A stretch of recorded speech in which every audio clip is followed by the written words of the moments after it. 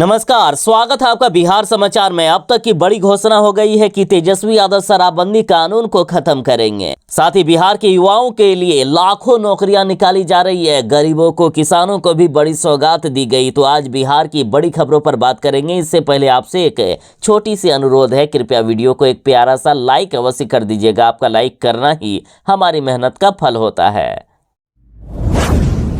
बिहार में खत्म होगी शराबबंदी कानून। महागठबंधन की सरकार बनने पर तेजस्वी यादव ने बड़ा ऐलान कर दिया है कि हमारी सरकार बनेगी तो शराबबंदी कानून को खत्म कर दिया जाएगा। देखिए, बड़ी खबर है कि महागठबंधन की सरकार बनी तो तेजस्वी यादव शराबबंदी कानून को खत्म कर देंगे। इसको लेकर बड़ा बयान दे दिया गया है। देखिए, बिहार के बेतिया में फिर से लगभग 6 से 8 लोगों की शराब के कारण मौत हो गई है। जहरीली शराब पीने से मौत हो गई। तो इस पर तेजस्वी यादव ने कहा कि जब भी जहरीली शराब से मौत होती है तो प्रशासन मौत के आंकड़ों को छुपाने में लगी रहती है। कार्रवाई के नाम पर सिर्फ लिपापोती होती है। साथ ही तेजस्वी यादव ने कहा कि बिहार में शराबबंदी कानून लागू है, उसके बावजूद भी बिहार में शराब की होम डिलीवरी हो रही है। तेजस्वी यादव ने कहा कि हम लोग चाहते हैं कि इस मामले में सभी लोगों को बुलाकर सर्वदलीय बैठक नीतीश कुमार जी करे। सभी पार्टियों को बुलाया जाए और बैठक कराई जाए। सर्वदलीय बैठक में इस मामले पर चर्चा होनी चाहिए। सभी लोगों की राय लेकर नीतीश कुमार जी को ही शराबबंदी को खत्म करने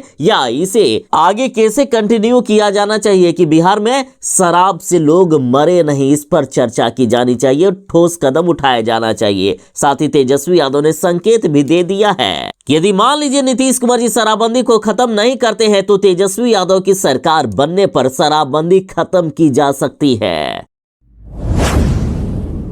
रेलवे ग्रुप डी भर्ती के लिए आज से आवेदन शुरू हो गया है। 32,438 पदों पर वैकेंसी निकली है। वैसे अभ्यर्थी जो 10वीं पास हैं उनके लिए है सुनहरा मौका। रेलवे ग्रुप डी के लिए आज से आवेदन प्रक्रिया शुरू हो गई है। 23 जनवरी से ऑनलाइन आवेदन किया जा सकता है। 22 फरवरी 2025 तक ऑनलाइन एप्लीकेशन का लास्ट डेट रखा गया है। एज लिमिट की बात करें तो न्यूनतम आयु सीमा 18 साल और अधिकतम 26 साल मांगी गई है। बाकी आरक्षित वर्ग वालों को आयु सीमा में भी छूट मिलेगी। वैसे अभ्यर्थी जो अप्लाई करना चाहते हैं वे आरआरबी की ऑफिशियल वेबसाइट rrbapply.gov.in पर जाकर अप्लाई कर सकते हैं। रेलवे में नौकरी पाने का एक सुनहरा मौका है, ये मौका हाथ से ना जाने दें। बिहार के पश्चिमी चंपारण जिले में जहरीली शराब पीने से 7 लोगों की हो गई है मौत। उसके बाद अब सरकार भी भड़क गई है। देखिए, खुद बिहार के डिप्टी सीएम सम्राट चौधरी कहते हैं कि बिहार में ये शराबबंदी कानून आखिर क्यों नहीं फेल रहेगी। देखिए, कुछ दिन पहले ही सम्राट चौधरी बोले थे कि शराब माफियाओं से 10,000 करोड़ रुपए की वसूली करता है नीतीश कुमार की पार्टी जदयू। यानी जदयू नेता शराब माफियाओं से कमीशन लेकर बिहार में शराब बेचने की छूट दे रखे हैं। साथ ही सम्राट चौधरी ने आरोप लगाते हुए कहा कि नीतीश कुमार ने ही बिहार के लोगों को शराबी बनाने का काम किया है। इन्होंने खुलासा करते हुए कहा कि बिहार में जब शराबबंदी कानून नहीं थी उस समय बिहार में शराब की दुकानों की संख्या मात्र 987 हुआ करते थे, जिसके बाद नीतीश कुमार जी ने बिहार के हर एक गली मोहल्लों में शराब की दुकानों को खोलने का काम किया और शराब की दुकानों की संख्या 11,000 से भी अधिक कर दिए। उसके बाद अचानक से शराबबंदी कानून लागू कर दिया गया। बिहार में सिर्फ शराब और बालू माफियाओं का राज चल रहा है और अब तो शराब की होम डिलीवरी हो रही है। नीतीश कुमार जी की पार्टी जदयू को इसके लिए शराब माफियाओं से कमीशन मिलता है। शराबबंदी के नाम पर 10,000 करोड़ रुपए का घोटाला हर साल नीतीश कुमार की पार्टी जदयू करती है। बिहार विधानसभा चुनाव से पहले जीतनराम मांझी ने खेला कर दिया है। विधानसभा चुनाव से पहले एनडीए में हो गई है भारी घमासान। जीतनराम मांझी ने केंद्रीय कैबिनेट छोड़ने की दे दी है धमकी और कहा कि भय बिन प्रीत ना होए। देखिए, एनडीए सरकार जीतनराम मांझी को ज्यादा भाव नहीं दे रहे हैं। एनडीए में अपनी उपेक्षा से नाराज जीतनराम मांझी ने अब मोदी कैबिनेट छोड़ने की धमकी दे दी। जीतनराम मांझी कह रहे हैं कि बीजेपी बेवजह चिराग पासवान को ज्यादा महत्व दे रही है, जबकि उनके पास चिराग से ज्यादा वोट है। मांझी की खुली धमकी से एनडीए में घमासान बढ़ता दिख रहा है। अब तो यहां तक कहा जा रहा है कि बिहार विधानसभा चुनाव से पहले जीतनराम मांझी महागठबंधन में शामिल हो सकते हैं, एनडीए का साथ छोड़ सकते हैं। जीतनराम मांझी ने कहा है कि एनडीए में उनकी पार्टी की उपेक्षा की जा रही है। मांझी ने कहा कि झारखंड में विधानसभा चुनाव हुआ तो हमारी पार्टी को एक भी सीट नहीं दी गई। दिल्ली में भी विधानसभा चुनाव हुआ तो वहां भी हमारी पार्टी को कोई भी सीट नहीं दी गई। मांझी ने कहा कि बीजेपी वाले समझते हैं कि हमारा कोई अस्तित्व नहीं है, इसलिए हमें सीट नहीं दिया जा रहा है। जीतनराम मांझी ने खुले मंच से ऐलान कर दिया है कि यदि यही स्थिति रही तो मुझे मोदी कैबिनेट छोड़ना पड़ेगा। और जीतनराम मांझी ने अपनी ही सरकार पर प्रेशर बनाने के लिए कई मांगे रख दी है। जीतनराम मांझी ने कहा कि बिहार के सारे भूमिहीन दलितों को 5-5 डिसमिल जमीन हर हाल में मिलनी चाहिए। मांझी ने कहा है कि बिहार में सरकार के पास 17-18 लाख एकड़ जमीन है, वहीं राज्य में भूमिहीन परिवारों की संख्या 12 लाख है। अगर सरकार अपनी जमीन को भूमिहीनों के बीच बांट दे तो हर परिवार के पास 1.5 एकड़ जमीन हो जाएगी। बिहार के लिए जीतनराम मांझी ने कहा है कि 20 सीट से कम हमें मंजूर नहीं है। यदि हमें 20 सीट नहीं मिला तो हम एनडीए को छोड़ देंगे। वैसे हमारी पार्टी 40 सीट मांग रही थी, लेकिन कम से कम 20 सीट हमें मिलना चाहिए।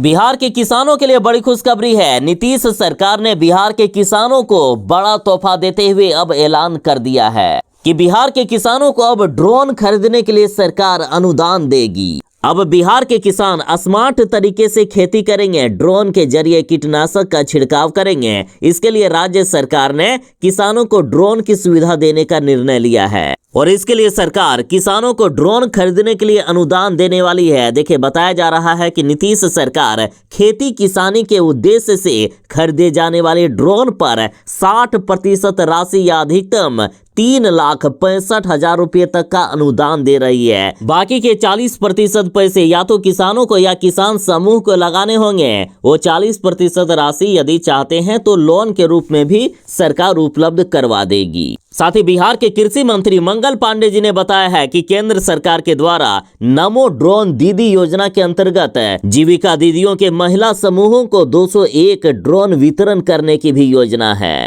और यदि जीविका दीदियां ड्रोन लेना चाहती है तो उनको सरकार बड़े स्तर का कॉमर्शियल ड्रोन देने वाली है और इसके लिए जीविका दीदियों को 8 लाख रुपए का अनुदान मिलेगा। सरकार इस योजना में जीविका दीदियों को किट सहित पूरे राशि का 80% यानी 8 लाख रुपए तक का अनुदान दे रही है। बाकी के बचे 2 लाख रुपए जीविका समूहों को लगाने होंगे या फिर जीविका दीदी को लगाने होंगे। जीविका दीदियों को ड्रोन देने के बाद प्रशिक्षण भी दिया जाएगा और वे ड्रोन को उड़ाकर या भाड़े पर चलाकर अपने रोजगार के अवसर बढ़ा सकते हैं।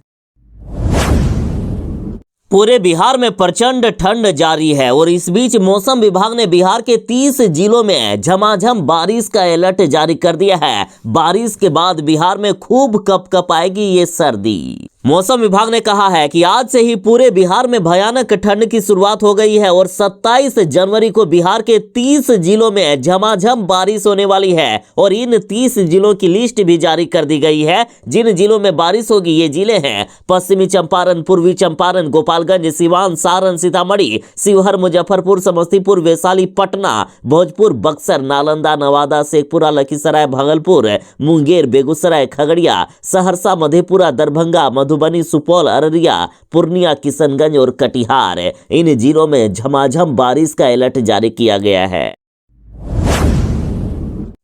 आम बजट पेश होने वाला है और इस समय बिहार को काफी उम्मीद है कि बिहार को विशेष राज्य का दर्जा मिल सकता है। साथ ही तेजस्वी यादव ने भी नीतीश कुमार जी से कहा है कि अब नहीं तो कभी नहीं बिहार के लिए विशेष राज्य की दर्जे की मांग करें नीतीश कुमार जी। देखिए, पिछले साल भी बजट में बिहार को अतिरिक्त सहायता मिला था और इस बार भी आम बजट पेश होने वाला है। बिहार के लिए विशेष राज्य की दर्जे की मांग की जा रही है। साथ ही इस बार के आम बजट में महिलाओं के लिए खजाना खोला जाएगा। देखिए, 31 जनवरी से बजट सत्र शुरू हो रहा है। केंद्रीय वित्त मंत्री निर्मला सीतारमण जी 1 फरवरी को वित्त वर्ष 2025-26 का बजट पेश करेगी। देखिए, अन्य कई राज्यों में महिलाओं के खाते में सीधे पैसे दी जा रही है। पड़ोसी राज्य झारखंड में ही महिलाओं को हर महीने 2500 रुपए करके मिलते हैं और अब बिहार की महिलाओं को भी बड़ी उम्मीद है। बीजेपी सरकार चुनाव से पहले महिलाओं को पैसे देती है उनके बैंक अकाउंट में डायरेक्ट, तो इससे वोट में बड़ा फायदा होगा, चुनाव में बड़ा फायदा होगा। और नीतीश कुमार जी ने तो पहले ही संकेत दे दिए हैं कि महिलाओं के लिए हम खजाना खोलने वाले हैं, महिलाओं के खाते में डायरेक्ट पैसे आएंगे। तो इस बार का जो बजट पेश होगा उसमें महिलाओं के लिए खजाना खोल सकती है ये एनडीए सरकार। अब बिहार के सरकारी शिक्षकों के आचरण या किसी भी तरह की गड़बड़ी की शिकायत अभिभावक या छात्र आसानी से कर सकते हैं। इसके लिए टोल फ्री नंबर जारी किया गया है। इतना ही नहीं, टोल फ्री नंबर के अलावा विभाग ने 5 अलग अलग मोबाइल नंबर भी जारी किए हैं। चाहे शिक्षक ठीक से पढ़ाते नहीं हो या स्कूल लेट से आते हो या मध्याह्न भोजन योजना में कोई गड़बड़ी है, किसी भी तरह की शिकायत है आप कर सकते हैं। देखिए, जो टोल फ्री नंबर जारी किया गया है वो है 1800344417। इसके अलावा मोबाइल नंबर 9229206201 जारी किया गया है। अन्य 4 नंबर जानने के लिए लास्ट का डिजिट जो 1 है उसे बदलकर 2, 3, 4, 5 किया जा सकता है। यानी आप फोन नंबर 9229206202 पर कॉल कर सकते हैं या लास्ट में 03, 04 या 05 पर कॉल कर सकते हैं। पूर्वांचल एक्सप्रेस वे से जुड़ेगा गोपालगंज, 5 गांवों से ली जाएगी जमीन, शुरू हो गया है अधिग्रहण का कार्य। देखिए, बिहार के गोपालगंज जिले के भोरे प्रखंड के 5 गांवों से होकर पूर्वांचल एक्सप्रेस वे गुजरेगी। इसको लेकर कार्यवाही तेज हो गई है। भूमि अधिग्रहण का कार्य भी प्रारंभ हो गया है। नापी के बाद 3D नक्शा जारी किया जाएगा। देखिए, पूर्वांचल एक्सप्रेस वे उत्तर प्रदेश के बाद अब बिहार से जुड़ेगा और इस एक्सप्रेस वे को NH-27 से जोड़ने के लिए नया हाईवे बनाए जाने की प्रक्रिया भी चल रही है। पेड़ों की कटाई शुरू हो गई है। साथ ही जिनका जमीन रोड में आ रहा है या जिनके घर आ रहे हैं उनको मुआवजा भी दिया जाने लगा है। बता दें कि गोपालगंज के भोरे प्रखंड के पाखोपाली, भानपुर, रुदलपुर, मलचोर और सिसई गांवों से होकर ये सड़क गुजरेगी। इसके अलावा हाईवे के निर्माण के दौरान 3 बाईपास बनाए जाएंगे। सर्वे रिपोर्ट के अनुसार सबसे पहले भोरे के भानपुर में बाईपास बनेगा जिसकी लंबाई 4 किलोमीटर होगी। उसके बाद पंचदेवरी में 2 किलोमीटर लंबा बाईपास बनाया जाएगा। बिहार में प्रचंड सर्दी की वापसी एक बार फिर से हो गई है। ठंड बढ़ने से जनजीवन प्रभावित हो गया, किसानों की चिंताएं बढ़ गई है। मौसम विभाग ने कहा है कि आने वाले 1 से 2 दिन में बिहार में प्रचंड ठंड का प्रकोप जारी रहेगा। बिहार में पछुआ हवाओं और घने कोहरे ने ठंड को एक बार फिर से बढ़ा दिया है। मौसम विभाग ने जानकारी दी है कि अगले कुछ दिनों तक राज्य में ठंड का असर जारी रहेगा और 27 जनवरी को बारिश भी होने की संभावना जताई गई है। और 27 जनवरी को होने वाली बारिश के बाद बिहार में फिर से प्रचंड ठंड की वापसी हो जाएगी। यानी बिहार वालों को अभी ठंड से राहत नहीं मिलने वाली है। मौसम विभाग ने यहां तक जानकारी दी है कि 15 फरवरी तक बिहार में ठंड रहने का अनुमान है।